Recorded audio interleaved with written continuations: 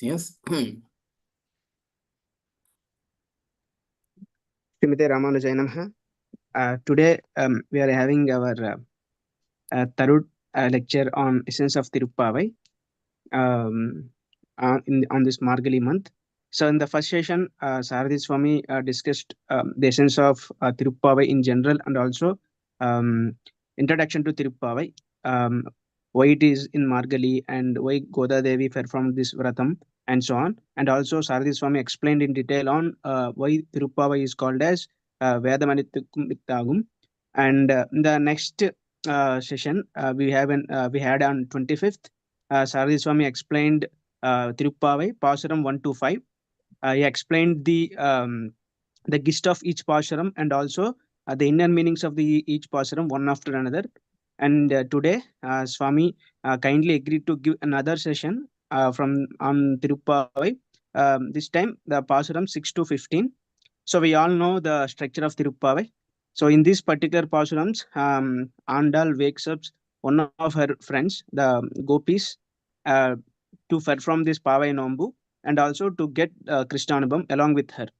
So there are so many deeper meanings which are there apart from the direct meanings in these Pāsurams. So today Saradi Swami going to explain us these meanings of these Pāsurams and also the essence of these 10 Pāsurams. So in the beginning, Saradi Swami will go through gist of these Pāsurams and explain the meanings. And at the end, if we have any questions, we can ask Swami either in the chat or we can unmute ourselves and ask the questions. Anything related to Thiruppavai or Margali Masam as a first priority. And if you have any questions related to Sampradayam and also related to personal practices, that can be asked. Yes, Swami. Okay. Hari. We need to mute everyone.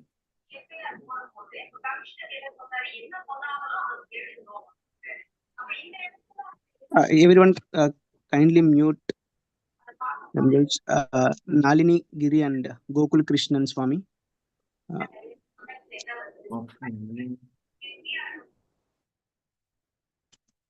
Swami, I just muted everyone. You can unmute and start, Swami. Okay, sure. Andal Thirudigade Sharanam. Alvar Embermanar GR Thirudigade Sharanam. GR Thirudigade Sharanam. In this Margadi month, Dhanur Masam, we have started going through the essence of Thiruppavai. We had a couple of sessions.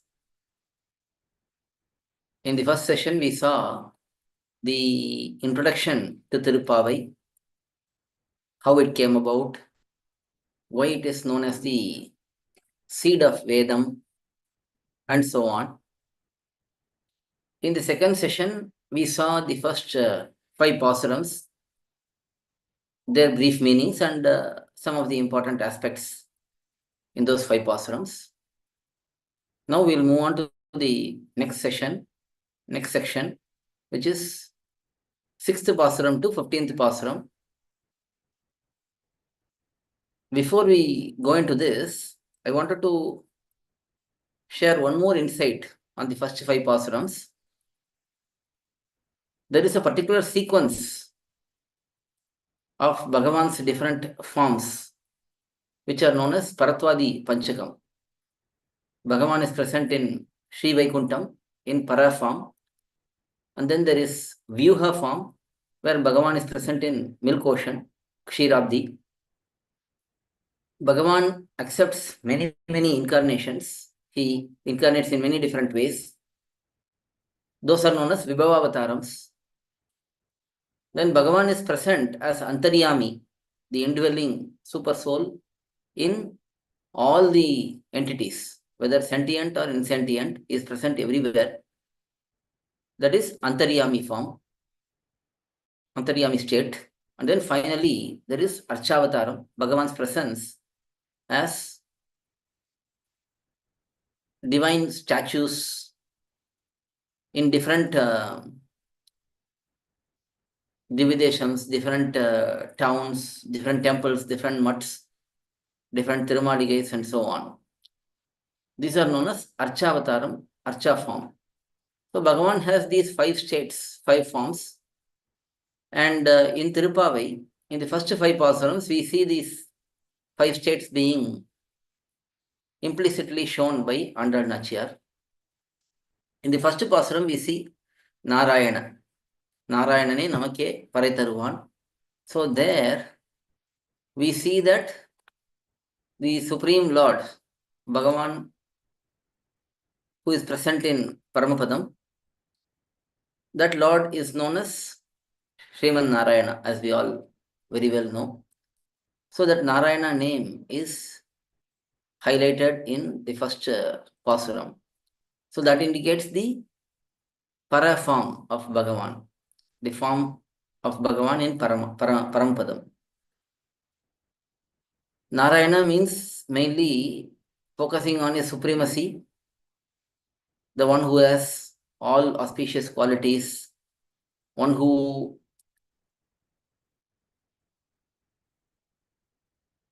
carries all the entities in both Nitya Bhuti and Lila Bhuti, that is Paramadam and Samsaram. So such supremacy is shown in the name Narayana, which is very, very unique for Bhagavan. Nobody else can have that name in a natural way. They can only keep it as Bhagavan's name. Like even many Sri Vaishnavas and other people also have the name Narayana. But that is because they are just having Bhagavan's name. The real meaning of Narayana only applies to Supreme Bhagavan.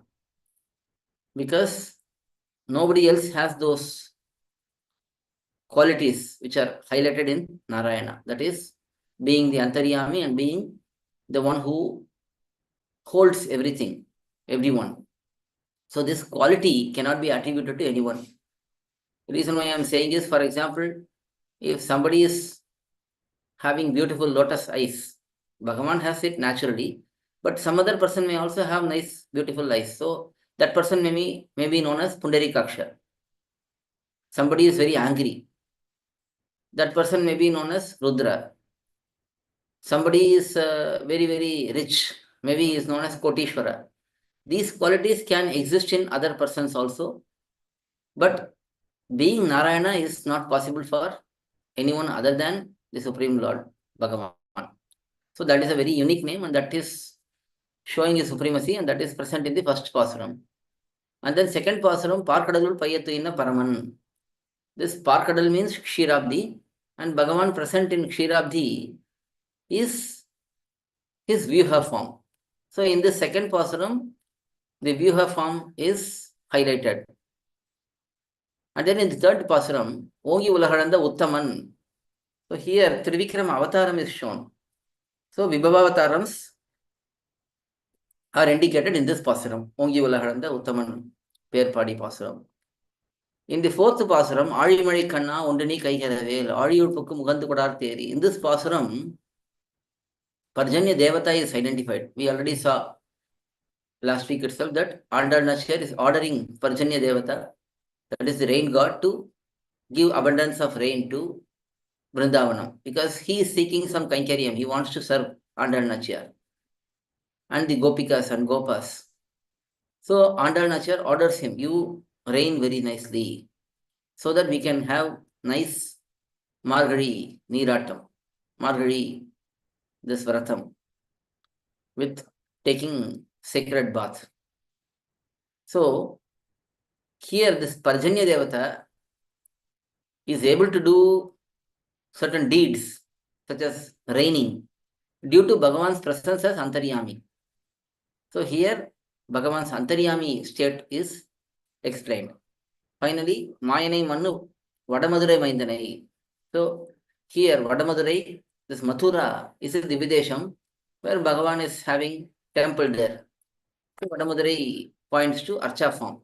So these 5 forms are highlighted in the first 5 pasurams itself. It is a very unique experience which we can see in thiruppAvai.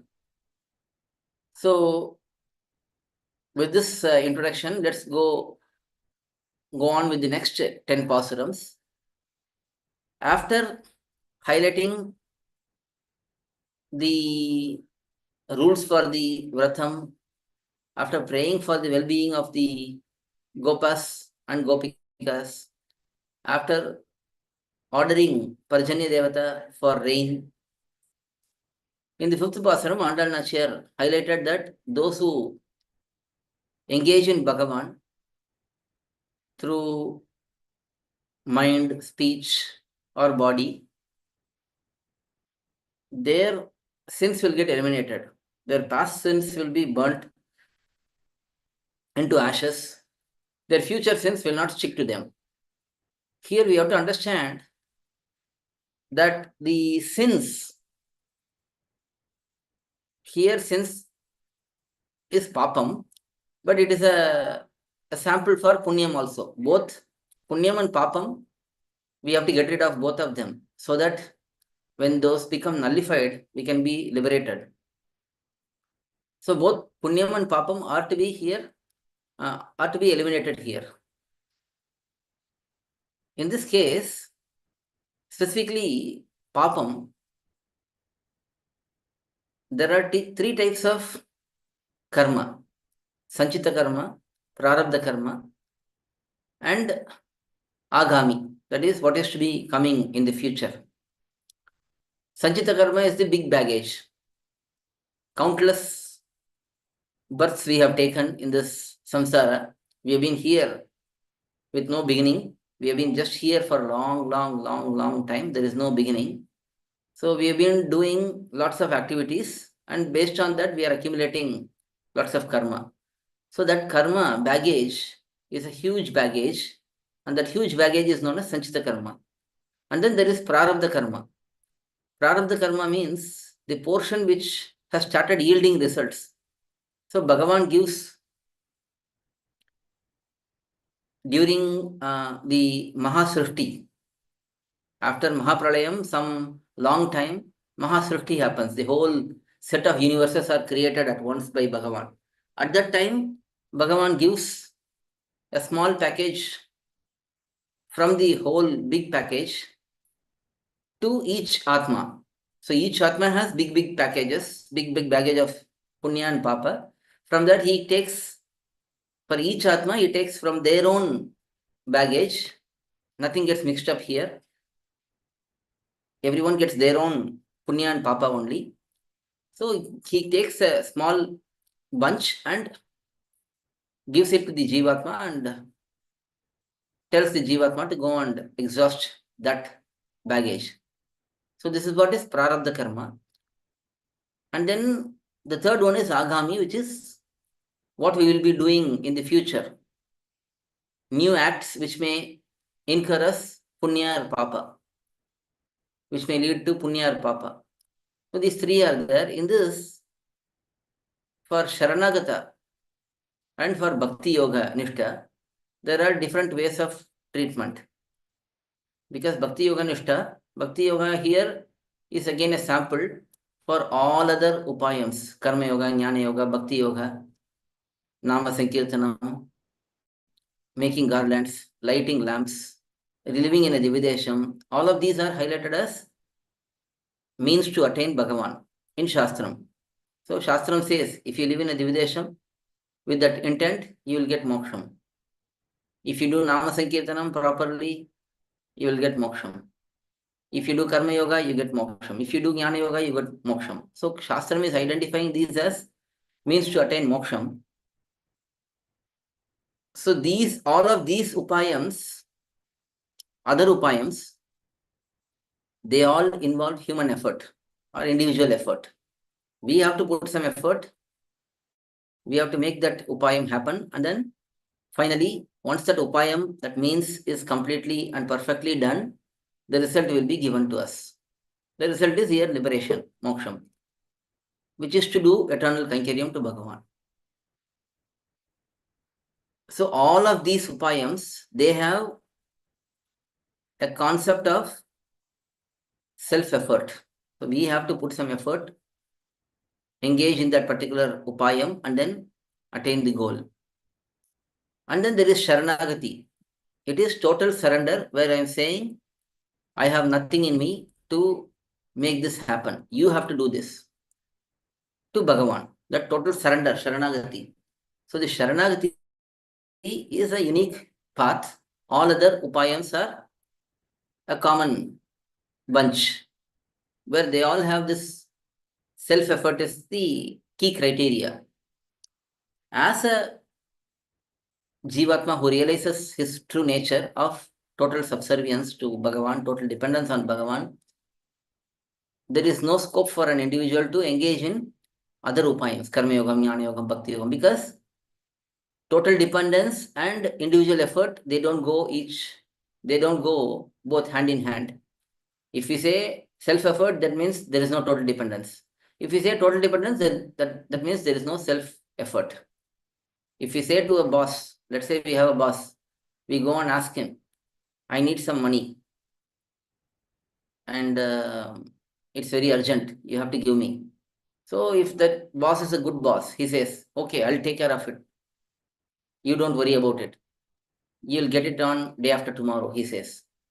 Then being a trustworthy person, being a noble person, that boss, let's say, after he giving that commitment, if we keep trying for the same money from somebody else, and let's say the boss finds out, he'll become very upset. He may even reject the proposal because he has committed to us. If we keep trying to from somebody else to get that same money, then he'll say, why did I commit to you? What kind of confidence you have? What kind of dependence you have in me? And then he may even reject the thought of giving us the help. Similarly, when there is total dependence, then there should be no self-effort. So that is the main difference between all of these means, upayams and Sharanagati. So this particular aspect is handled in this pasuram. For one who was performed Sharanagati, Bhagavan is taking away all the Sanchita karma. The same he does for Bhakti Yoga Nishta also. A person who is engaged in Bhakti Yoga, a person who is engaged in Karma Yoga, person who is engaged in Jnana Yoga, even for those persons, Bhagavan eliminates the Sanchita karma, the big baggage, because he is very merciful that this person has come up to this stage of pursuing me. So I will give him some favor. Let me discard all the karma. Now one may ask, how can you do it? Will it not be against rule book that one has to exhaust their karma by experiencing it or atoning for it? For that, the answer is this punya and papa, everything is in Bhagavan's mind only. Whatever we do bad, he considers that I have to punish these people. Whatever we do good, he says, I have to reward these people. So his anger and his joy, that is what is papa and punya. So if he gives up his anger, nobody can question it. So he can discard a portion of our karma. That is for Bhakti Yoga Nishta and for Sharanagata, for the one who is surrendering to Bhagavan, he discards the Sanchita karma portion. Now for Bhakti Yoga Nishta, he has to go through the prarabdha karma, that is a smaller baggage, and it may take, I say smaller baggage, but it may involve some 1,000 births, 200 births, 300 births, we don't know how many births it will take. Because we also add more karma as we go on. So that prarabdha karma may last for many, many births for this individual. And if he continuously performs this bhakti yoga or any other means for that matter, then he will be successful. But in the Sharanagata's case, Bhagavan eliminates the portion of prarabdha karma, which is that portion which is beyond this current birth. So as of today, let's say we surrender to Bhagavan, he will say, okay, from now he has got 20 years of lifespan. So whatever karma is required for the 20 years of lifespan, Bhagavan will keep it, and then Bhagavan will discard all the other births karma which we have to experience. So that is a big relief for a Sharanagata compared to Bhakti Yoga Nishta. So what Bhagavan's guarantee that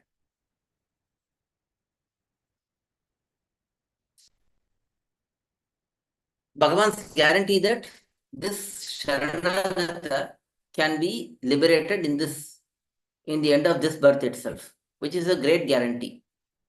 It is not given for other upayams, Karma Yoga, Jnana Yoga, Bhakti Yoga, and all that. Now there are certain other upayams like Avatara Rahasya Jnanam, Nama Sankirtanam. These also give relief in the end of this birth itself. So in that case also Bhagavan eliminates the remaining portion of the prarabdha karma apart from what is there for this particular birth. But our acharyas show that Sharanagati is most apt for a Jivatma who understands total dependence. So even though there is a possibility that one who engages in Nama Sankirtanam gets liberation in the end of this birth itself. The Shastram says in some places that this Nama Sankirtana Vaibhavam is such that it will liberate a person at the end of this birth. Shastram, Bhagavan himself says in Bhagavad Gita, Avatara Rahasya Jnanam will lead to immediate relief at the end of this body itself. Janma karma chame divyam evam yo veti tatvatah tekta deham punarjanma naiti mameti sorjana. So Bhagavan says, if one has Avatara Rahasya Jnanam, then one gets liberated in this at the end of this birth itself. But then even in these upayams, Avatara Rahasya Jnanam, Nama Sankirtanam, Purushottama Vidya, and so on, there also this self-effort is there. It is still up to the individual to perform that particular means diligently, without any errors, without any mistakes, and so on. So it is contradictory to the total subservience, total dependence aspect. That is why our acharyas have safely taken Sharanagati as the most important and most authoritative way to reach Bhagavan. So all of these are explained in the 5th pasuram itself. Poyapadayam Pugadarvan Nananam Teenil Tusagam Sheppelo Rambavai. So all the sins, past sins will be burnt down like ashes. Future sins will be like water not sticking to a lotus for a Sharanagata. So this is what is explained there. Now there will be a question, if a person knowingly commits mistakes, what happens to that? That also is explained by our Purvacharyas. If a person knowingly committing, if he is knowingly committing mistakes also, if that person realizes that mistake and atone for it, then he will be forgiven by Bhagavan. That is the mercy of Bhagavan. Because as a person who is bound in this material world, we may knowingly even commit mistakes. We should not do, as a Sharanagata, as a Prapanna, we should not do mistakes knowingly. But due to Prakriti Sambandham, being used to this material world where we have been filled with ignorance and ahankaram, mamakaram, and so on, we may be prone to committing mistakes even knowingly. But at least if we commit mistake and then realize that we have done a mistake, and if we don't repeat the same mistake again and again, then Bhagavan will forgive those sins. So any sin which we commit knowingly and we don't atone for it, we don't feel bad for it, and we keep repeating the same mistake, then we will have to face the consequences. That may then delay the liberation for the individual. Instead of current birth, maybe he will be given an opportunity in another birth or a couple of more births. And again, all of this depends on the sins which are committed. If I knowingly go and do great sins, then I will have to face the consequences for the great sins, like killing a Brahmana, killing a cow, and then desiring for others' wife, and then stealing wealth of others and of Bhagavan and so on. These are all called great sins. If one commits those kind of sins and don't even atone for it, then one may become very, very fallen also.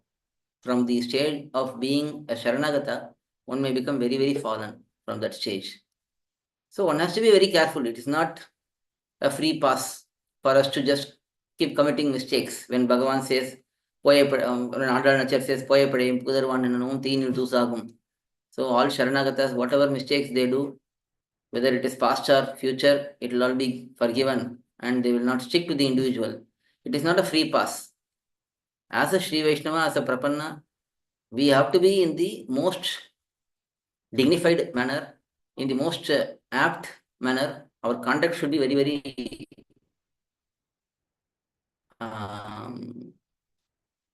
inspiring for others. Others should look at us, and even though they are not Sri Vaishnavas, they should feel, oh, I should also be like this. How gentle he is, how compassionate he is.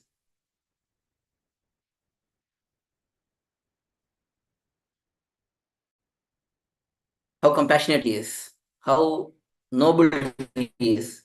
So others should think like that, looking at a Sri Vaishnava. So we have to behave like that only. So this is the main aspect which is to be understood. It's a very, very important point. That is why I spent a little bit more time on this topic, because oftentimes we will take it for granted that being a Sri Vaishnava, I can do whatever nonsense and still get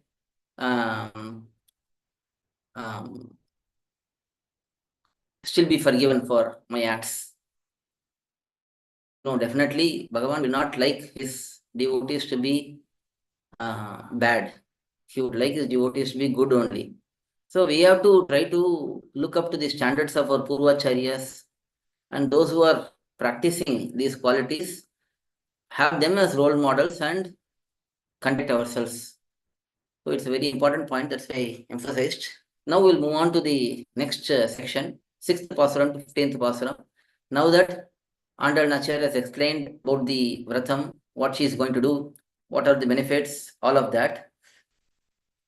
Now she thinks that we have to do it together in a congregation. It's not something we do it alone.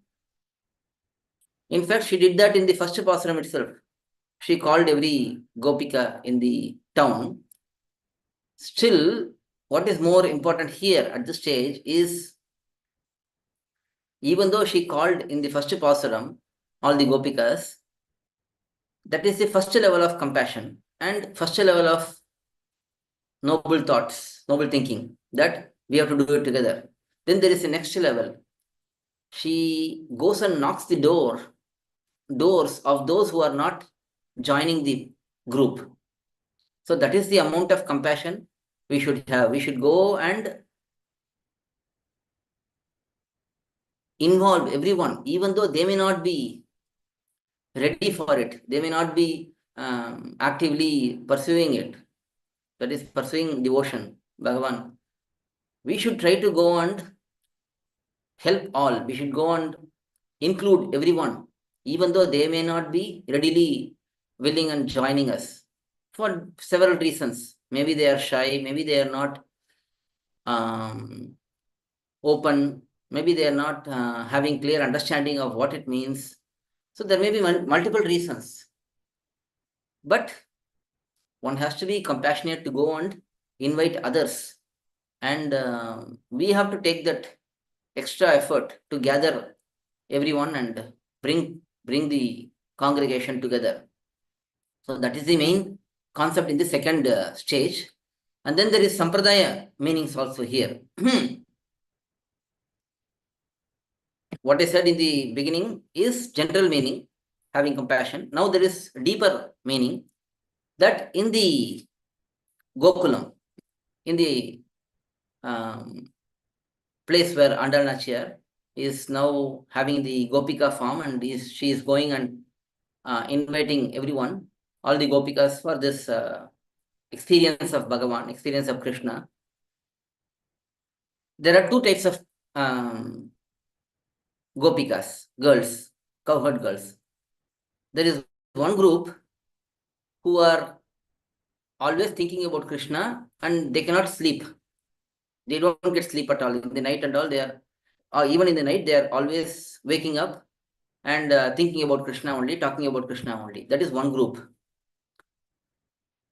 They are very tense and nervous, always thinking about whether they will get Krishna darshan or not, whether Krishna will accept them or not. They are like that. They are always like running around. And then there is the other group who are very, very calm.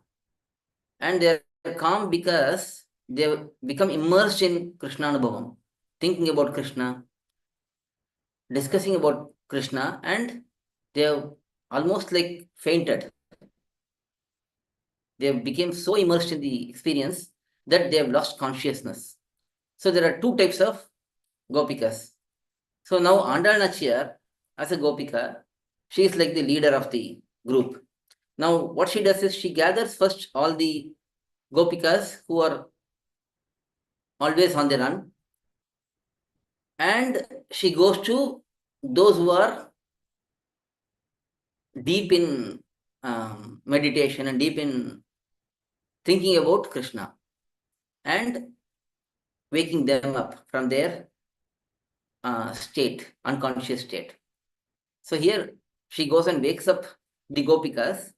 In the pasuram, we will see that she goes and she tells, oh, the birds have started flying, they are making noises, the sun has dawned. She gives all those identities, all those narratives which show that the sun has risen and they have to wake up and they have to go to the place where they enjoy Krishna together. But the concept here, it's just not waking up from sleep, but it's more waking them up from their unconscious state, being in a fainted state, thinking about Krishna. So that is the state which is present in each of these girls, which we are going to see. And also, we see that whenever we approach Bhagavan, we go through devotees of this world who are expert in Shastram. Shastram here is Vedam. That is what Nammalvar says, Vedam vallargalai kondu vinnor peruman thirupadam panindu. So we have to know the experts of Vedam and approach first through them, and then go to Vinnor, those who are Nitya Suris, and then finally go to Bhagavan through Pirati. This is the sequence. So this Vedam Vallar, those who know essence of Vedam, that means those who are mumukshus, those who are completely in Bhagavad Kankaryam and Bhagavad Anubhavam, without any other thought process. Those are the Vedam Vallar. Even if I have a tinge of attachment, material attachment, trying to live a good life, get more money, all of those are contrary to the real goal of Vedam. But if one is completely attached to Bhagavan, engaged in Bhagavad Anubhavam and Bhagavad Kankaryam, Bhagavad Anubhavam, Bhagavad Kankaryam, if one is like that, then those persons are known as Vedam Vallargal. All these gopikas are like that. We may think these are just gopikas, cowherd girls, what do they know? But the reality is they know that Krishna is their life. Everything is Krishna for them. They wake up and they say Krishna. They go to bath, they say Krishna. They eat, they say Krishna. They go to churn their milk and yogurt, take butter, boil the butter and get ghee. In throughout this process, they keep saying Krishna. They want to enjoy, they want Krishna. They want to cry on someone's shoulders, they want Krishna. Everything is Krishna for them. That is what is essence of Shastram. Understanding Bhagavan is supreme. Bhagavan is the protector for us. Bhagavan is to be enjoyed. And we are here for Bhagavan's full enjoyment. So all of this concept is the essence of Vedam. And they know it and they practice it also. They just don't know it theoretically. They also know it practically and practice. And they put these things in practice. So they are the representatives of most advanced experts in Vedam. And then from them, next stage is going to Nitya Suris, like Ananta, Garuda, Vishwaksena. and then Pirati, and then Bhagavan. So this is the step-by-step process. So here these Gopikas, these 10 Gopikas being woken up by Andal, they are the experts in Vedam. So each Gopika has one special quality, one or two special qualities sometimes. So we will see, when we go through these pAsurams, we will understand the speciality of each of the Gopikas. So these 10 Gopikas are representatives for all the experts in Vedam. And also these 10 Gopikas are representative for the 5 lakh Gopikas, are actually more than 5 lakh, because there are 5 lakh families as per the explanation in Ithihasams and Puranams and so on. Our Acharyas usually say this, that there were 5 lakh families living in that Vrindavan area, Gokulam and all of those places. So each family will have invariably 1 or 2 Gopikas in their family. So there are so many Gopikas. Now Andal Nachiyar could go on waking up each one of those Gopika, but we don't have the ability, time, the capacity to recite all those pAsurams. So she made it 10 pAsurams, waking up 10 Gopikas. And each of these pAsurams,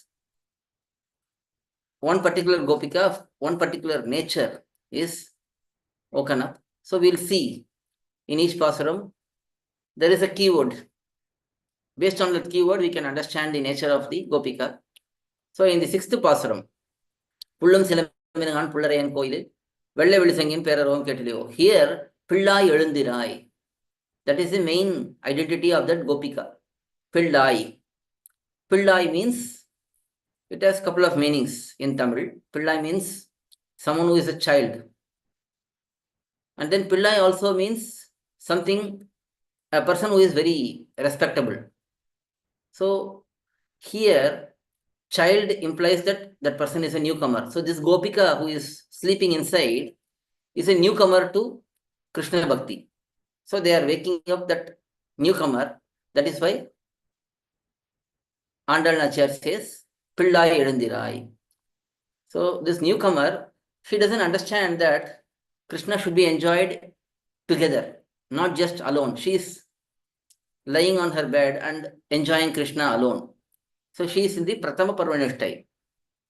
Pratama Parvanishtai means the first level of devotion, initial level of devotion, that is devotion towards Bhagavan.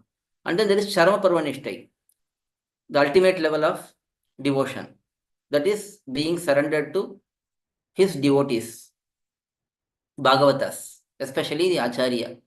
So this particular nishtha, this state of mind is known as Charama Parvanishtai. So here, because this Gopika is enjoying Krishna alone, Andal Nachiyar says that she is Pillai. She is a newcomer. She doesn't know that it is more enjoyable to look at a Gopika and see what kind of emotions she goes through thinking about Krishna, rather than just staying alone and enjoying Krishna in the mind. So that is the person who is being woken up in this pasuram. And then the second pasuram in this sequence, that is 7th pasuram. Kisi Kisennengum Ane Chatan Kalandu Pesana Pecharavam Ketalayo. In this pasuram, Pei Penne is the identity of the girl. Pei means someone who is very mad or very uncontrollable. So here, this girl, this Gopika, she is a great expert in Krishna Anubhavam, experiencing and enjoying Krishna. But she is fixed on one particular aspect. Pei or ghost, usually if it catches someone, it will hold on to it tight. It will not leave that person. So here, this girl, this Gopika, is very adamant that she wouldn't wake up and come out on her own, but she would want to hear the voice of Andal and the other Gopikas. Then only she gets satisfied. So she is not waking up and she is just waiting, purposefully waiting for Andal Nachiyar and other Gopikas to come, because she knows anyway Andal Nachiyar will come and we will hear their sweet voices. So that is what she is holding on to. So here that person, that Gopika is known as Pei Penne. So that is the second pasuram in this sequence. We are looking at the essence only of each of the pasurams, because the meanings for each pasuram is already available in our YouTube channel also in English itself. So I request everyone who don't know Tamil, they can go through the English lectures, which are very simple to understand, where we have discussed about these pasurams in detail. Next is 8th pasuram. கீழ்வானம் வெள்ளனி எரும சிறுவீடு மேய்வான் பரந்தனகான் மிக்குள்ள பிள்ளைகளும் கோது கலமுடைய பாவாய். In this pasuram, கோது கலமுடைய பாவாய் is the main identity of the Gopika who is inside. Here, கோது kalam means kutuhalam. Kutuhalam means utsaham, one who is always excited. Because she is always excited about Krishna, Krishna likes her very much. Because she is always eager to see Krishna, she is always eager to see all the Gopikas. She is always excited. That is what Kotuhalam means. Kotuhalam means Kutuhalam. That is excitement. Because of this excited nature, Krishna is very affectionate towards her. So that is the girl being woken up in this pasuram, in this 8th pasuram. And then 9th pasuram. 9th pasuram is தூமணி மாடத்து சுத்தும் விளக்கெரிய தூபம் கமல துயிலனவேல் கண்வளரும் மாமான் மகளே மணிக்கதவம் தாழ்த்திருவாய் மாமீர அவளை எழுப்பீரோ உண்மகள் தான் உண்மையோ அன்னிச்செவிடோ அனந்தலோ ஏம பெருந்தில் மந்திரப்பட்டாளோ மாமாயன் மாதவன் வைகுந்தன் என்னன்னு நாமம் பதவும் நவீனேதோர் எம்பாவாய். So here மாமான் மகளே is one keyword, and then the nature of the girl is explained. உண்மகள் தான் ஊமையோ அன்னிச்செவிடோ அனந்தலோ ஏம பெருந்தில் மந்திரப்பட்டாளோ. So Maman Magade is a very important keyword, that Andal Nachiyar is desiring some bodily connection, relationship with these Gopikas. Andal Nachiyar was born in Srivilliputtur as the daughter of Periyalvar, Vishnu Swami. But she is calling a Gopika as Maman Magale.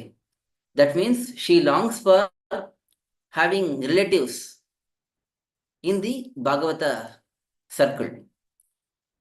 So that is what we should long for. We should not long for bodily, just plain bodily relatives, but we should long for relationship, bodily relationship with good Bhagavatas, noble Bhagavatas. That is what is exemplified by Andal Nachiyar in this pasuram. She says, I feel like you are my aunt's daughter. So that is the emotion she is having towards this particular Gopika. And what is the nature of this Gopika? She is not speaking a word. She is not listening to their crying from outside, come out, come out. And she is in deep meditation of Bhagavan. So in this pasuram, this nishtai of Sita Pirati is identified. Sita Pirati, when she was living in Lanka in exile, when she was taken away forcefully by Ravana and she was living in Lanka, she could have used her force, her power, and returned to Rama. She didn't do it. When Hanuman came and said, I will carry you to the other side, she refused. I will not come with you. Because she had this deep understanding that Rama will come and rescue me. I will not do any effort on my own. So similarly, here this Gopika also waiting for Krishna to come to him, to come to her. So that is the state of this particular Gopika. That is why she is glorified in these different ways. Here none of that is like finding faults in her.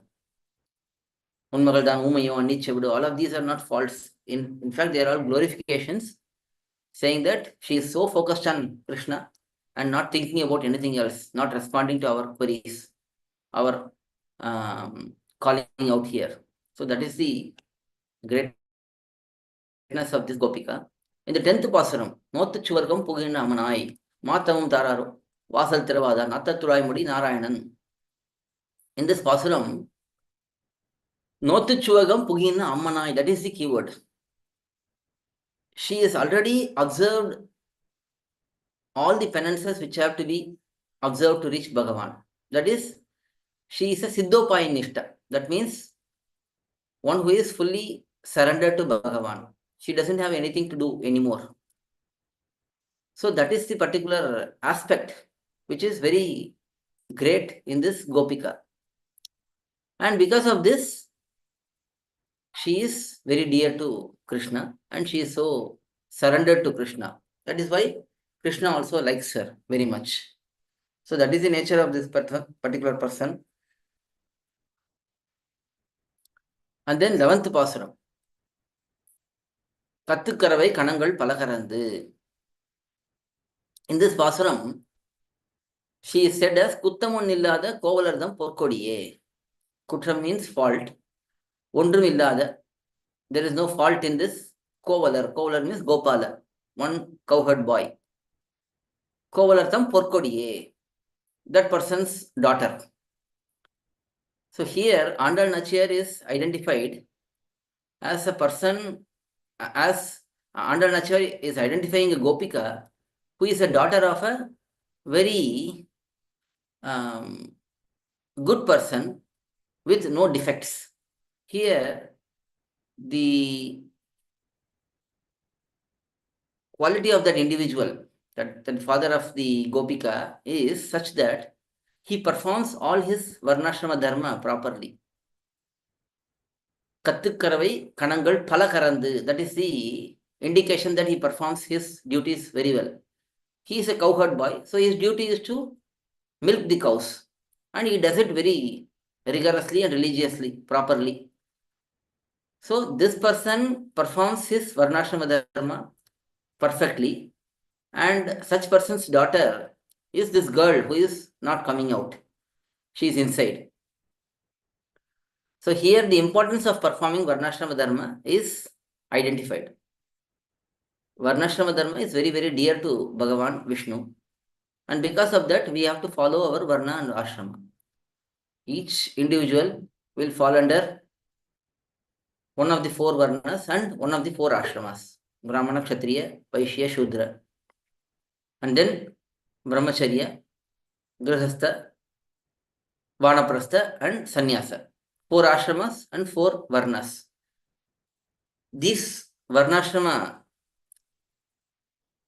designs, setup is shown in Shastra and it is endorsed by Bhagavan also as something which is very dear to Bhagavan. Here the proper Varnashrama system, dharma, should be understood clearly. All of these Brahmana, Kshatriya, Vaishya, Shudra, Brahmacharya, and then Garhaspatya, Vanaprastha, Sannyasa, all of these are for body only. So different bodies have different abilities. When one is born, based on past karma, one gets a particular birth. It is not something which is happening random. It is a conscious allocation done based on Shastra. That this person is born in this particular Varna, with this particular ability, physical ability, mental ability, and so on. All of these are almost decided at the birth stage itself.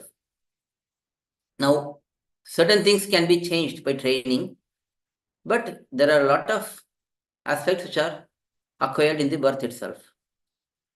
And one is born in a particular Varna due to a particular reason only. It is not something which is random and nor it is changeable. So Varnashrama is for the body, but it is not just for the body. Because Atma has to act through the body. So by doing the activities as per the Shastram properly, Atma gets better knowledge, better devotion, and so on. So this Varnashrama Dharma has to be followed is emphasized in this pasuram, that this person is doing all this Varna Dharma properly, and this girl is a daughter of that particular cowherd man, and Krishna likes that girl. So that is what is explained in this pasuram. So emphasis on performing Varna Dharma is very much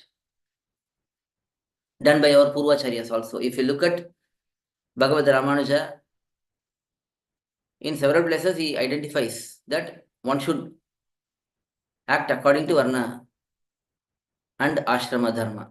One should not violate Varnashrama Dharma. And subsequent acharyas like Pililokacharya in his Rahasya Granthams emphasize this aspect. Also, it has to be understood that it is not that only one section of person have to obey Varna Dharma, Ashrama Dharma, and other sections they need not follow. It is a common ordainment for every individual. Whoever accepts Vedam, whoever accepts Vedika Dharma, they have to follow Varnashrama Dharma. So it is very much emphasized many places. In Shastram, it is shown that one should not mix and match Varnas for marriage and other things. We have to obey our Varna Dharma. Because there are so many aspects. Based on where one is born, their whole bodily and mental setup is designed based on this Varnashrama Dharma. So if we try to destabilize that, then it will lead to unnecessary problems in the society also. So all of these are emphasized in the 11th pasuram. And then in the 12th pasuram, a very beautiful concept is explained. Kanaithiram kathermai kannikirangi ninithu mulavadiye ninnu paal chora. So here, another Gopa, another cowherd boy is shown, and his sister, another Gopika, is being woken up here by Andal and her Goshti. So here, in this pasuram, it is said, Ninithu Mulavadiye ninnu paal chora, Nanaithillam serakum narchelvan tangai. So here, the cows and the buffaloes, they are all shedding milk on their own, because the cowherd boy is not coming and milking them. Because they are not able to hold back the milk, they are just shedding. And because of that, the whole place is fully muddy and sludgy. So that is what is shown. So this person is not performing his Varna Dharma, not milking the cow. And the reason for that is he is always in the service of Krishna.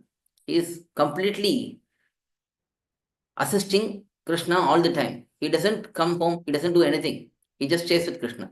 So if he is engaged in Krishna's devotion completely, Krishna's service fully, then he will not be able to fulfill his Varna Dharma at time, on time.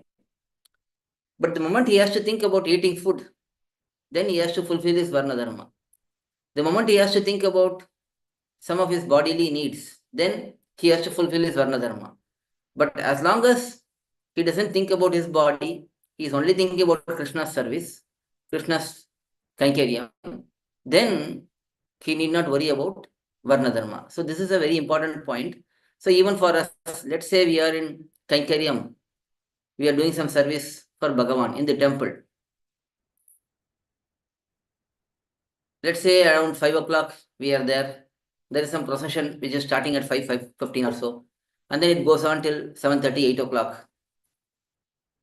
We have already gone to the temple. We have not performed Sandhyavandanam, let's say. Sandhyavandanam has to be performed at 6 o'clock. Those who have Yajnaopavitam, those who are wearing this punul or Yajnaopavitam, they have to do Sandhyavandanam at around 5:45 or 6 o'clock. But procession is happening, we are in Kainkariam, we are doing some service. Then once the procession is completed, then we return home. Then we have to think about our food and whatever, sleeping and whatever. Before that, we have to perform Sandhya Vandanam. So we don't need to worry about Sandhya Vandanam at 6 o'clock exactly on time. At that time, it can be ignored. But the moment we have to get back to our bodily activities, we have to perform our Varna Dharma, whatever Varna Dharma it is. In this example, it is Sandhya Vandana. So that is the concept here. When we are in Kainkariam, this can be delayed. But when we are not in Kainkariam, then we have to get back to our normal routine. This is a very easy concept to understand actually. Let's say we are working in an office and we are having a particular role, software developer. We are working in regular projects. But let's say an emergency project comes. For 3 days, we are given allocation for that emergency project. So we all, let's say 3 or 4 persons, we've been given this task. So we stop whatever we are doing in our current project, we take up this new project. So when we are working in this new project, our manager or whoever it is, they will not question about our current project because they know that this is a special project, we have to do it. And that will be, our current projects will be on hold.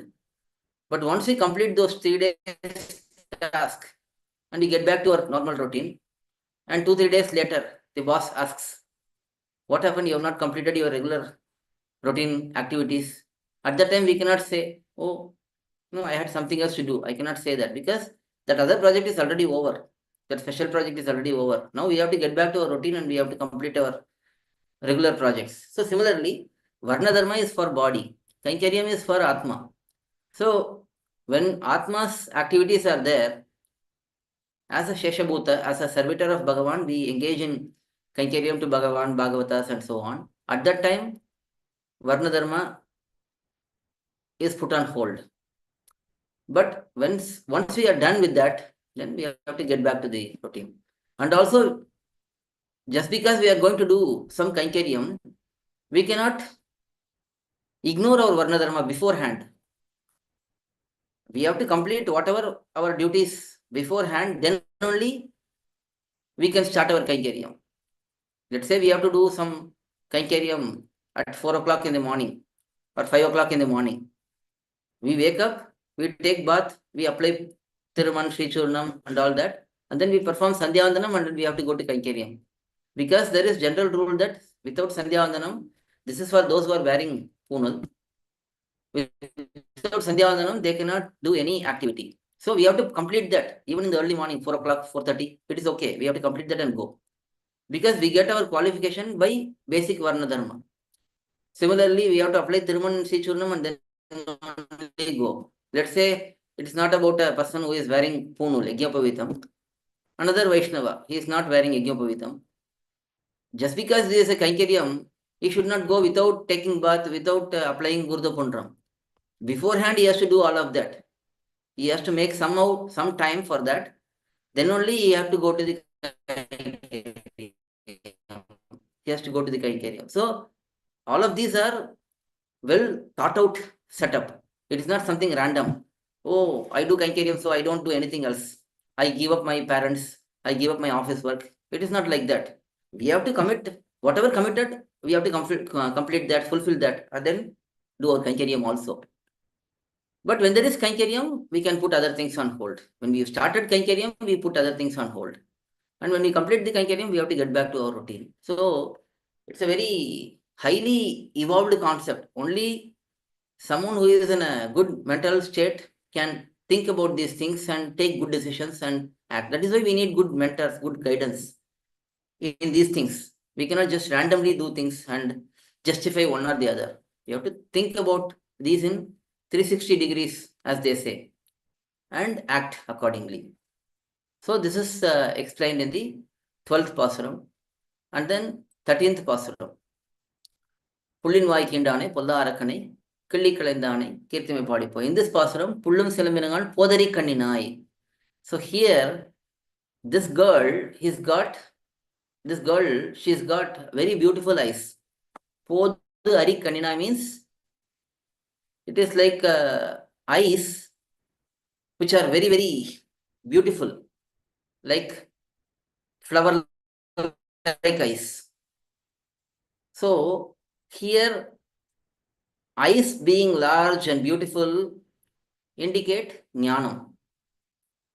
Eyes refer to jnanam because through eyes only we see things. Through knowledge only we understand things. So there is a correlation here. So whenever eyes are spoken about, there is emphasis on knowledge. So here, Podari Kaninai means someone who has great knowledge. Now knowledge about Krishna, knowledge about devotion, knowledge about everything. So such girl is being woken up. So one who is very, very knowledgeable about Bhagavan, and she thinks that Krishna will come to me. Why should I go to Krishna? He is my owner. I am his property. So he should come and pick me up, not I should go to him. So she is waiting for Krishna's arrival. That is the big knowledge she has. So that is highlighted here. At the same time, we'll explain another couple of these concepts. Whenever we speak about eyes, it indicates knowledge. Similarly, we see many times in pAsurams, there is explanation and discussion about bosoms, breasts of women. There we have to understand that it is talking about devotion. When they say bosoms are very big, that means devotion is very great. When they say Krishna likes her bosoms very much, that means Krishna likes her devotion very much, because this devotion is what is the connection point for Bhagavan and his devotee. So similarly, when there is talk about waist or hip being very, very narrow, that talks about vairagyam, the detachment. This person has very, very little attachment towards worldly things and great attachment towards Krishna, Bhagavan. So in pAsurams, we see this very narrow waist, big bosoms, big eyes. That means there is talk about jnanam, bhakti and vairagyam. So whenever that word comes, if we replace it with the underlying meaning, we will understand the deeper concept very, very easily. Whenever we see the word eyes, we have to replace it with jnanam. Whenever we see the word bosom, we should see bhakti and devotion. Whenever we see waist, we should see vairagyam. These are some internal meanings, essence, which we have to understand. So in this 13th pasuram, the girl with great knowledge, very beautiful eyes, is explained. And then 14th pasuram. This is Ungal Padekadai, Totatu Vaviul, Sengal Nir Vai Nigalundu, Ambal Vai Kumaningan. Egadai Munnam Elpuvan Vai Pesam, Nangai Elundirai. Here, Nangai is the keyword, and also Nanadai, Naudayai, all of those are very important here. Nangai means one who is very complete in all good qualities. So here, this girl, Gopika, told that she will come and wake up all the girls. But now she is sleeping. She is inside. Because she thinks that even though I committed, why should I go? Let them come. Because I am able to speak Naudayai. Naudayai means one who is very good in speech. If they come also, I can manage and explain to them. I speak so nicely that Krishna himself likes my speech. So I can convince these other girls also. So that is what she is thinking. So such girl is being woken up here in this pasuram. Finally, in this section, 15th pasuram, எல்லை இளங்கலியே இன்னமுறங்குதியோ சில்லநடையின் மேல் அங்கமேல் போதறிகின்றேன் வல்லை உன் கட்டுரைகள் பண்டையின் வயது வள்ளியர்கள் நீங்களே நானே தான் ஆயிடுக வல்ல நீ போதாய் உனக்கென்ன வேறுடைய எல்லாரும் போந்தாரோ போந்தார் போந்தெண்ணிக்கொள் வல்லானை கொன்னானே மாத்தாரை மாத்தடிக்க வல்லானை மாயனை பாடியதோர் எம்பாவாய். In this pasuram, a very beautiful concept is explained. Here, this is the only pasuram where the person who is inside and person who is outside, they are having a conversation, direct conversation. In all other pasurams, it is just implicit. That is, the girls outside, they will just say, oh, why she is not coming, like that. there is no direct conversation. But here, there is a direct conversation. The girls from outside, they are asking this girl from inside to come out. And the girl inside, she is saying, no, why should I come out?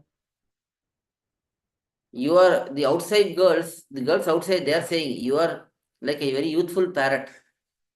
You are having a very nice way of talking, but you are sleeping inside. We have all come here. Why don't you come out? And then the girl inside says that you girls, you are all very complete in all respects. Don't call out to me in this manner, in this angry manner. I am coming out. And then this conversation, both are dragging the conversation. And then finally,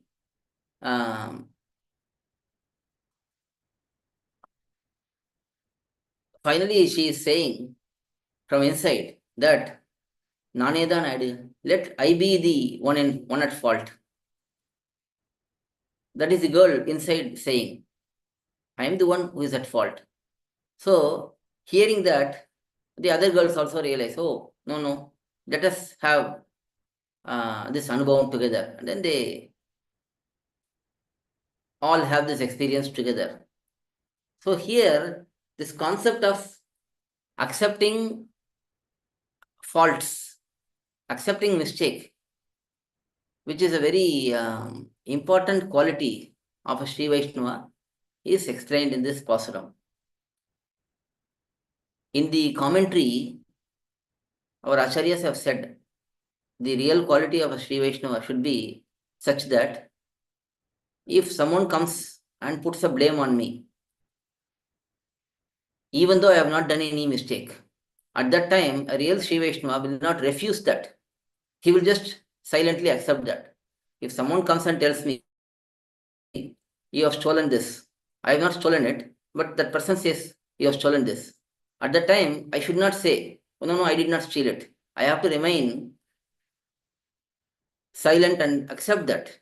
Okay, if you say so, like that. That is the real quality of a Sri Vaishnava. Because we have to think about this. It's a very deep concept. A person is coming and blaming us. No, we have not done that mistake now. But we have been in this samsara for so many countless births. And certainly we would have done all possible faults, all possible mistakes in any shape or form. Because we have been in this samsara for time immemorial. Every moment we are doing many mistakes. So any possible mistake imaginable in this world, we would have committed at some point. So when somebody comes and blames us for a mistake, we should just think, oh, possibly I would have done it in the past life, or last week, or 10 lives before. We don't know. So why try to unnecessarily refute this concept? Let the blame be on me. Because I am in this samsara, because I have done some fault. I have been doing faults. That is why I am still here. If I have done something valuable, accepted Bhagavan's mercy, I would have been liberated. The fact that I am here is because I have committed mistakes. I have been committing mistakes. So let me be here and let me accept that mistake. If not, then let me accept now. Because last week when we did the mistake, nobody may have known it. Nobody may have spotted us and blamed us. So we could have had an escape. But now it may be coming and haunting us through this person. So let's accept the mistake and it will be over with that. If we feel bad that we did that mistake, we atone for it, then that mistake will be over. So this is the high level of thinking our acharyas had. How much humility we should have. Again, this is not with samsaris. It's not that we go and take everyone's blame and becoming an offender or known to be an offender. Between Sri Vaishnavas, we should have a very humble way of acting and dealing with others. Even if someone puts a blame on us, we should not just go to fight them. We should accept, okay, so what? Let me be the offender. And then the other person will automatically realize, oh, because everyone knows who did the mistake most times. So this person is accepting the mistake without even doing the mistake. So how noble that person is. Here, after we will also be, let us also become noble. So that thought process will kick in. The moment when we show some gentleness, nobleness, then other person will also reciprocate the same. If we are always in the offensive mode, other person will also become offensive towards us. So this concept is very elegantly explained in this pasuram. So in this manner, in these 10 pasurams, 10 gopikas are woken up by Andal Nachiyar in the mood of a gopika, and then they all gather together. They now move on to the next stage, going towards Nandagopa's palace. So we'll go through that in the next session. Andal Tiruvadigalai Sharanam, Alvaram Perumanar Jiyar Tiruvadigalai Sharanam, Jiyar Tiruvadigalai Sharanam.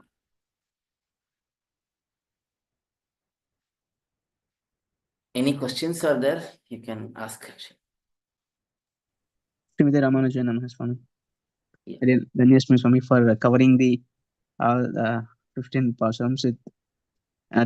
Again, don't know earlier that that key word in each pasuram and what it signifies. So I think everybody loved Swami the way you narrated, and also the practical lessons that we can take from the thiruppAvai, which is very very insightful, Swami. So if anybody has any questions, you can unmute and you can also speak up direct with Swami, or you can put in the chat as well, and Swami will answer those questions. Swami, there is Swami, Jai Shriman Narayan. Jai Shrimanarayan. Swami, again had a doubt regarding the previous live session. So the doubt is, we being Jivatma abide to the Panchabhuta, and we are Badhatmas also. So Swami, how we can live our life as per the joy of Bhagavan? As per the joy of Bhagavan, we can live in this world also. So please explain about this, Swami. See, Shastram is the main guide for Jivatmas, especially those who accept Shastram. There is better scope for living according to the desire of Bhagavan, and ultimately getting liberated also, and to be engaged in eternal Kainkariam. So Shastram is the main guideline for us. Shastram says, these are the things which we have to do. These are the things which we don't have to engage in. We should not do.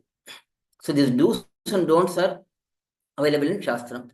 For each person, based on one's varna, one's ashrama, the do's and don'ts may vary. There are some certain common aspects, and there are also distinguished aspects for each type of person. So all of these are available in Shastram. Now, we don't have direct access to Shastram. We don't have direct access to every part of the Shastram. So what we do is we have to depend on our Purvacharyas, Alvars, Rishis, and so on. So they have all given certain amount of literature for us, certain number of literatures for us to understand these principles clearly. So for example, in our Sri Vaishnava Sampradayam, many Acharyas have written how a Sri Vaishnava should live their life. For example, in the commentaries, whether it is Nambillai, Kalivairi Swami, or whether it is Periyavachan Pillai, Sri Krishna Pada Swami, Krishna Suri, or many other Acharyas, they have all explained in their commentaries at various instances what should a Sri Vaishnava do when faced with certain difficulties with respect to our daily routines, with respect to our interactions with others, whether it is Sri Vaishnavas, whether it is Acharyas, whether it is other samsaris, and so on. So based on those guidelines, we will get a good idea on how we can live according to the pleasure of Bhagavan, for the pleasure of Bhagavan. And then we also take the guidance of mentors, acharyas. Because sometimes when we read a particular book, we may not fully understand the context. what are the other aspects which support this or contradict this. So those kind of aspects, those will be understood through the guidance of mentors, acharyas. These acharyas would have gone through this literature. They would have had personal experiences, decision making at various points in their lives. They would have had instructions from elders, previous scholars and acharyas. So based on all of these, they can guide us better. They can give us better guidance on what to do in certain situations, depending on our various circumstances and various parameters in our life and all that. So this is how we have to shape our lifestyle to live for the pleasure of Bhagavan. Srimati Ramanujayana, Swami Adian has one question. Like in the beginning of class also, they were shared like as a Sri Vaishnavas or as a practicing Sri Vaishnavas, we need to go on extra mile, like for to share our experiences or as a pracharam to the people. Like examples are given, like Andal, how earlier she called everyone, but she didn't stop there. She also went to each home and she put an effort to bring that gopika with her.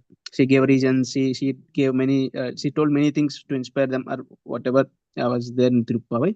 And also we see similar thing in Tirupalland also, where they were calling a different kind of people for the Kankariam together. Right. So, yeah, this comes out of compassion or comes out of gratitude for me in general, like in the Sampradayam. So, but there is another argument which I had with another Vaishnava also, that if we give Sampradayam like that to people, but when we beg or when we request like that, there are chances that it will become very cheap among the people. They're telling it's very valuable thing, should be kept little far, and whoever interested, they will come and then we will give. So there is two arguments which are very prominent, that whether we should extend our hands for the people and uh, take a role of even requesting for the people in like that, or should we feel little a kind of superior complex will come when we say that okay, let them come, or let them only get interest, then only we will give. So but there is also they have proper reasoning for that fact. So how to balance these both for me when we do pracharam? Adian. Yeah, see, first of all, we should be very, very humble when we do pracharam. It is not that we have become an expert in something and other person doesn't know anything.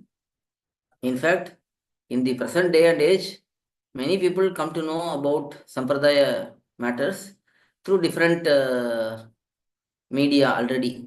It is not that we are going and telling about Bhagavan totally fresh to anyone. Almost everyone has some idea about spirituality, about Sampradaya and all that. There is some introduction these days because even in social media, along with so many other unnecessary things, good things also come. So people do have that little bit of interest in good things, and they watch videos, they read articles and so on. They already are familiar with these things. It is certainly important that we reach out to people, because this has been the practice, established practice, how Periyalvar invited everyone, even Aishwaryartis, Kaivalyartis, everyone was invited by Periyalvar, and he reformed them and he made them devotees. So there is example. Not only that, the whole idea of our Sampradaya spreading throughout Bharatadesham by first by Bhagavad Ramanuja, and then subsequently by Ponadikal Jiyar, Totadri Jiyar, on the orders of Manavad Mamni Varavarama Swami. How Parashara Bhattar went to Melkotai and brought a totally contradictory philosophy person into our Sampradayam. So that effort has to be there. to reach out to the masses somehow. It is very well proven. Yes, there are certain aspects which are to be held back. We don't just talk about Rahasya Granthams, and we just don't talk about very deeper principles to someone who is a beginner. But in general, depending on what topic we take up and we discuss, we present, we will touch upon certain aspects. Let's say if we discuss thiruppAvai to a layman also, if we have to discuss thiruppAvai in its true form, we cannot skip Artha Panchakam, we cannot skip Narayana as the Upayam, Narayana as the Upayam. We cannot hide those topics and just say something about thiruppAvai. So even when we are talking of thiruppAvai to masses, even if we tell that to a public in a hall, when there is a mix of people who are interested and people who are not interested are there. People who have taken Samashanam, people who have not taken Samashanam are present. Even in that public hall, when we are talking thiruppAvai, we are going to touch upon many important principles, many deep principles. Maybe we won't go deep into them, but we will touch upon those topics. It will certainly create interest to some people. So the speaker has to be diligent about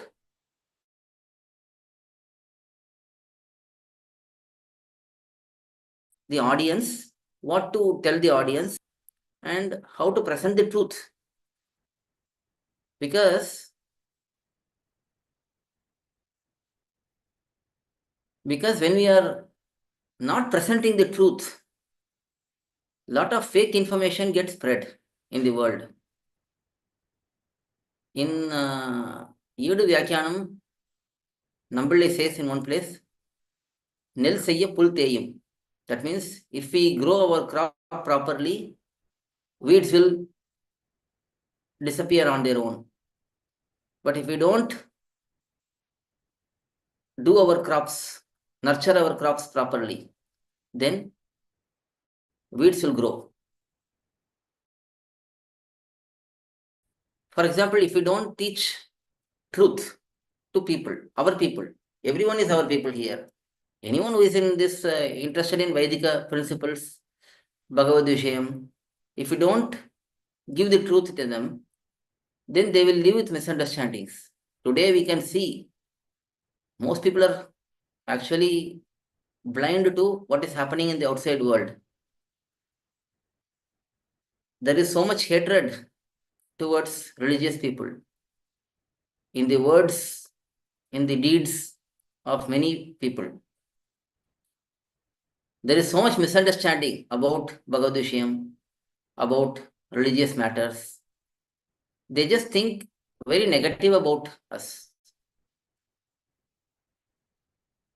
We don't present what Alvars did, what Acharyas did, Acharyas like Empermanar, to what extent he has gone to spread Sampradayam, give the meanings to people, how much trouble he has taken upon himself, traveling throughout Bharatadesham, mostly walking, without any help, with so much hostile conditions. Totally people who are unaware of any of our Sampradaya, and reached out to masses. And that is how our Sampradayam was established back then. It is not that there were Paramaikantis, there were people who were ready to surrender to a guru as soon as that guru comes. Maybe a few incidents happened like that. They see Bhagavad Ramanuja, they see his stages, they surrender unto him. But many places, they were totally hostile to him. In Tondanur, 1,000 Jainas came at once, debating with Bhagavad Ramanuja. He argued with them, debated with them. Some of them got accepted, some of them accepted Bhagavad Ramanuja's views. They became his disciples. Some of them did not become his disciples. They still had hatred towards him. they ran away finally. Some of them caused disturbances to Bhagavad Ramanuja. So there was different kinds of people even back then when he was sharing our principles. So yeah, it is up to the speaker. First of all, the speaker should be genuinely interested with a selfless motto to spread the sampradayam without any expectation for money, any fame, any post or whatever it is. Then only these things will succeed. If one is interested for self-development, then naturally that will only be the end result. Whatever is the intent, that will be the result also. So when somebody is trying genuinely to spread sampradayam with genuine interest, Bhagavan will make it happen. But we have to be conscious about the audience. We have to be very, very diligent and not cause unnecessary friction, unnecessary misunderstandings, more misunderstandings. But there is a very big need for presenting truth, because if you don't present truth, then false information will spread and it will lead to our own disaster. So it is very, very important that we do pracharam and identify good people in different places, different communities, and nurture them, develop them, help them understand the truth, and make them realize Bhagavan and the greatness of these things. And then naturally people will accept and change. We see that in many places, totally different personalities who are contradictory to Bhagavad Vishayam, they have all changed. Not just by our sampradayam, even by many other sampradayams, they are all making big impact and big changes in society. Only by positive, selfless preaching. So that must be there. But what we preach, that need to be decided by the preacher, those who assist him, those who are on the ground helping them. They all think about it. I mean, it's not a blind activity. It's not a just a ritualistic activity. It is to be thought about intelligently and planned and performed in a very nice manner. Hope it helps. Dhanjashmi Swami, thank you very much for answering from it. It's very much clear on preaching aspect. And certainly we have to give respect to those who have a little bit stringent viewpoint on this, that we have to hold back many of the Rahasya principles, and we have to give respect to their views. But then there has to be collective interaction, how to amend our approaches, how to improve our approaches. Everyone has good viewpoints. We have to take their viewpoints and see where we are not doing well, where we are needing improvement, and take suggestions from well-wishers and people who have good intentions in spreading the sampradayam. Brilliant, Swami. Swami, there are a few questions in the chat. Yeah. Maybe if you there ever rest time, quickly we can answer. Swami. The first question is, Swami, the reading and hearing scriptures is also one of the Kainkaryam. Yes, anything which is done for pleasure of Bhagavan, that is Kainkaryam. Kainkaryam means which gives happiness to Bhagavan. Let's say we read some grantham. The intent is to give joy to Bhagavan. That is, we read and we understand things properly so that we can do better Kainkaryam. We can do better Mangalashasanam. We listen to lectures so that we understand what is our true nature, what is our duty towards Bhagavan, Bhagavatas, and then we perform the duty properly. Then that gives joy to Bhagavan. So anything which is done for Bhagavan's pleasure, according to Shastram also. It's not something we think that this will give pleasure to Bhagavan. It should be founded on Shastram and Purvacharya's instructions. That will be Kainkaryam. Yes, Swami. The next question is, Swami, as you advised earlier to ignore people who mock our lifestyle, I have developed a habit of just smiling and walking away. Is this normal reaction or does it come across as arrogance? It all depends on how our smile is. Sometimes our smile could be friendly and meaningful. Sometimes our smile could be sarcastic, and depends on the audience. There are some people who may mock us, but they listen to us. So we have to try to convince such people. There are some people who mock us and they don't want to listen to us. They just want to mock us. Maybe with that kind of people, it's better to just smile and leave, or just don't respond to any of their comments, because if it will aggravate the situation, better to not respond. Better not to respond in that case. So again, it's not a single solution for everything. One size doesn't fit all. It has to be situation specific. We have to use our intellect and the situation, how the situation is, whether it is volatile, whether it is just friendly banter or mocking, friendly, like teasing each other. So depending on the situation, we have to respond.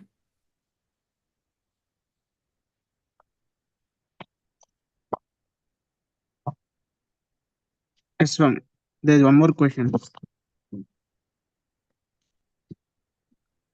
Yeah, that is about Sharanagati. So basically the question is, all other upayams are involving independent effort, but Sharanagati also involves individual effort. That is what the question is. The question here, first question here is, Sharanagati actually doesn't have individual effort. It is the concept. The concept itself is saying that I have nothing to do. So how can that be an effort? It is basically giving up effort. This is very clearly explained by our Purvacharyas. Giving up effort is not an effort actually. It can be said as an expert, it can be said as an effort, but it's really, if you think about it, it is saying that I am not going to do anything. You are going to do it because you are the owner, I am owned. So it is your responsibility to take care of me. So that placing that responsibility on him is not a self-effort. The way it is explained by Purvacharyas is, it is a natural outcome of an individual who has understood that he is owned and Bhagavan is the owner. So it's just a natural outcome. It's like, let's say a child lifts his hand and says to his mother to lift me up. It's not like an effort. That is the only way it can express itself. It doesn't know how to speak. It's only, let's say, 1 year old. The only sign it knows is to lift his hand and show to his mother to lift that child up. So that is not an effort. It is just a revelation of the individual's helpless state. So that is the first aspect, first answer for the first question. And how does one know that one has surrendered or not? Now, Sharanagati, as we speak in our Sampradayam, it is not a direct Sharanagati to Bhagavan. We are going through an Acharya, in fact through Acharyas, because we go through Panchasamskaram and then we get Sampradaya knowledge, deep knowledge about Rahasya principles, what to do, what not to do. There are people who are guiding us. So when we are under the shelter of our Acharya, then all our activities should be based on what Shastram says, what that Acharya instructs us. So if we obey someone who is well advanced in this practice, then we are surrendered. We can understand ourselves. If someone is giving us good guidance and we are rejecting that guidance and we are going now our own ways, then it's very obvious to us that we are not properly surrendered. So here the Sharanagati is through an Acharya. So the Acharya's guidance is utmost importance for us. If we accept the Acharya's guidance and act, then we are surrendered. If we don't accept the Acharya's guidance, we are just acting on our own all the time. Then there is no clarity whether we are surrendered or not. Maybe we are surrendered, maybe we are acting according to Bhagavan's wish, maybe we are not acting according to, we don't know. So it's better to take guidance and act accordingly. Adiyan Swami. The last question for today, Jai Shriman Narayana. Adiyan, if we have done Pancha Samskaram also, is it not that we will attain Paramapadam with this birth itself? Again, this also has been addressed many times. Panchasamskaram is the beginning of the journey. It is like getting a ticket. This is the simplest example to understand.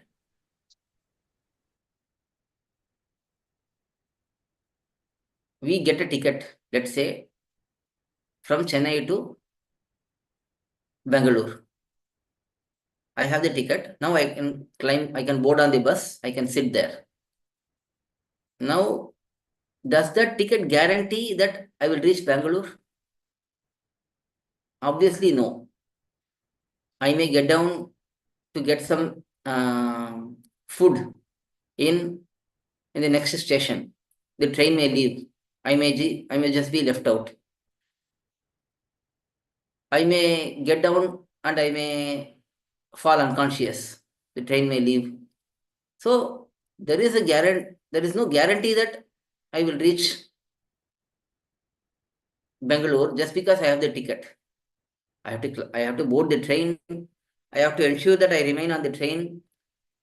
I should not violate any rules or regulations.